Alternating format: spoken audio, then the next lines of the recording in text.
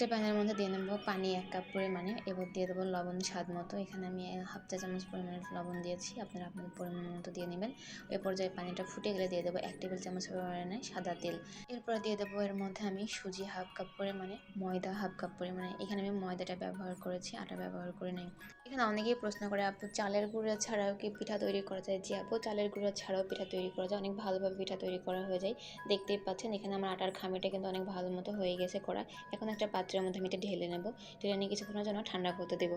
ঠান্ডা হয়ে গেলে আমি তখন হাতের সাহায্যে এটা মুথে নেব এবং অল্প অল্প করে এটা অ্যাড করবো আমি চালের গুঁড়া। এটা চালের গুঁড়াটা আমি অ্যাড করেছি যাতে একটু ক্রিস্পি হয়। এক্ষেত্রে আপনারা কর্নফ্লাওয়ার অথবা বেকিং পাউডার ব্যবহার করতে পারেন, এতে ফুলে উঠবে এবং ক্রিস্পিও হবে।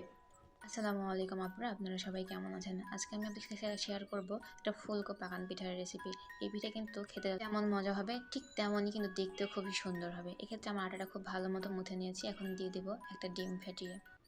এখানে আমি শুধু ডিমের কুসুমটা ব্যবহার করেছি যাতে একটা সুন্দর একটা কালার আসবে। ডিমের কুসুম কিন্তু পিঠাপুলি অথবা যে কোনো বেকারি আইটেমের সাথে ক্ষেত্রে ডিমের কুসুমটা ব্যবহার করলে এটার কালারটা অনেক সুন্দর একটা কালার আসে। দেখতেই পাচ্ছেন আটাটা খুব ভালো মতো মুথে নিয়েছি। অবশ্যই রুটি, পরোটা অথবা যে কোনো আটার যেখানে খামির করে বানাবেন অবশ্যই চেষ্টা করবেন আটার টেক্সচারটা যেন খুব স্মুথ হয়। এটা যত স্মুথ হবে পিঠা কিন্তু তত বেশি সুন্দর হবে। এখন একটা বেলুনের সাহায্যে আমি এটাকে বেলে নিয়েছি। সুন্দর করে একটা টেক্সচারে পাতলা, একটা খুব বেশি পাতলাও না খুব মোটাও না, একটা টেক্সচারে একটা বেলে নেব। বেলে নিয়ে এখন একটা ঢাকনার সাহায্যে এটাকে কেটে নেব আমি। এটা এমন একটা ঢাকনার সাহায্যে আমি কেটেছি যাতে চারদিকটা একটু ধার ধার থেকে ফুলের মতো একটা স্ট্রাকচার আসে, দেখতে খুবই সুন্দর হবে।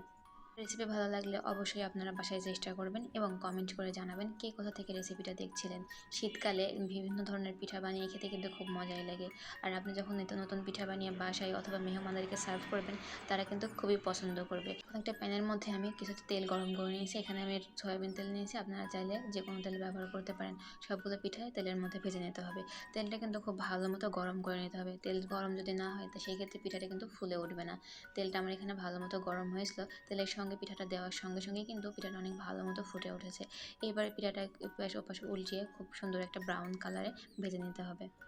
দেখতেই পাচ্ছেন কত সুন্দর হয়েছে পিঠাগুলো। ভেজে নিয়ে গেলে এখন সার্ভ করার পালা।